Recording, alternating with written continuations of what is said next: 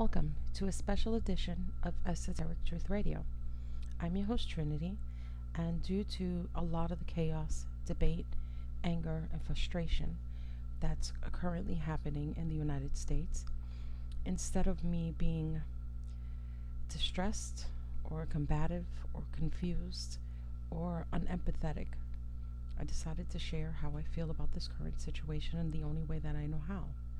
So I am going to make a very short video expressing what I think people are missing.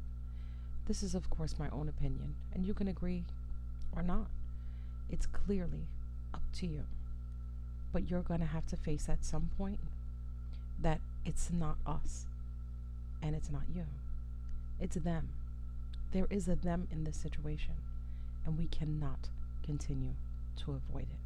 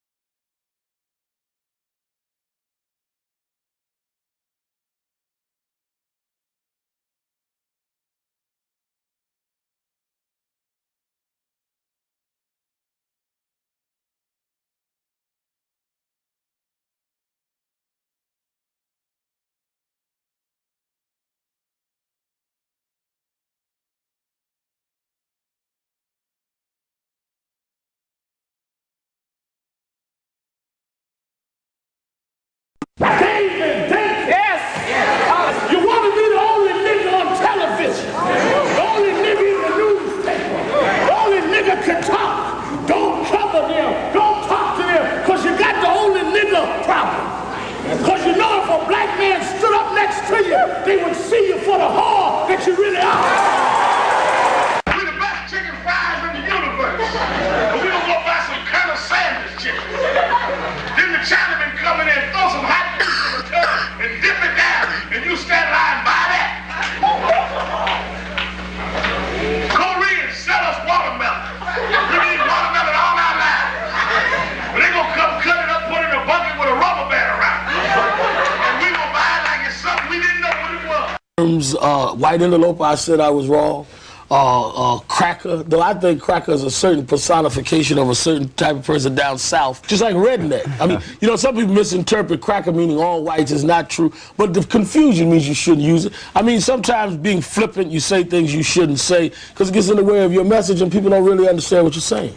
White folks was in the cave when we had built empires. We learned to admire them, but they knew to admire us. We built pyramids before Donald Trump ever knew what architecture was.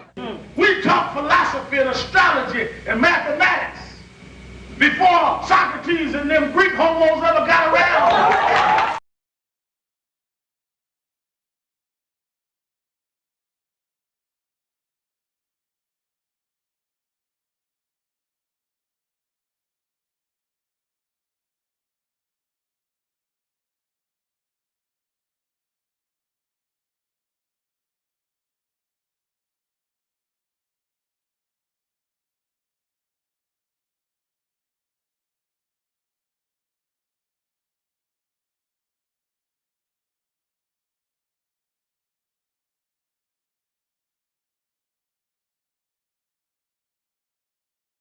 And so what I'm testifying to you, I was in the Watts riot. I seen the beginning fire, and I seen the last fire.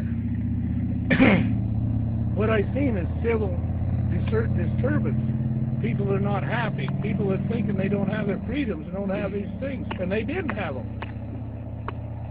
We've progressed quite a bit from that day until now, and we sure don't want to go back. We sure don't want these colored people to have to go back to that point. We sure don't want these Mexican people to go back to that point. And we can make a difference right now by taking care of some of these bureaucracies and do it in a peaceful way. Let me talk to you about the Mexicans. But these are just things I know about the Negro.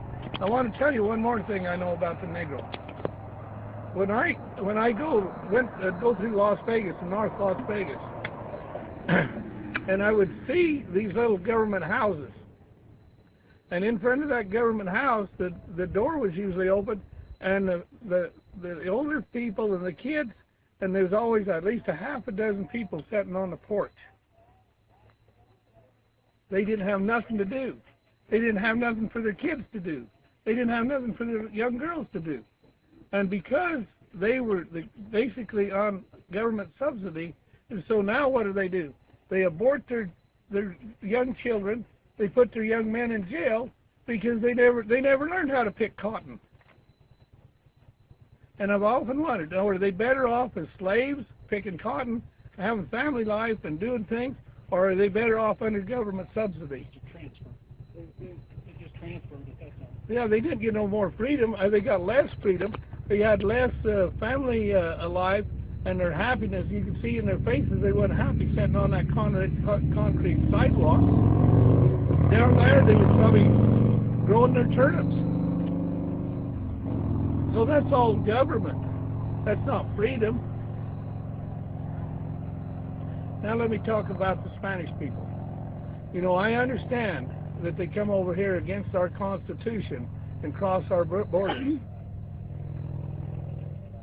But they're here, and they're people. And I've worked side by side a lot of them. Don't tell me they don't work, and don't tell me they don't pay taxes. Mm-hmm. And don't tell me they don't have better family structures than most of us white people. When you see those Mexican families, they're together, they're picnic together, they're spending their time together, and I'll tell you, in my way of thinking, they're awful nice people. And we need to have those people join us and be with us, not come to our party.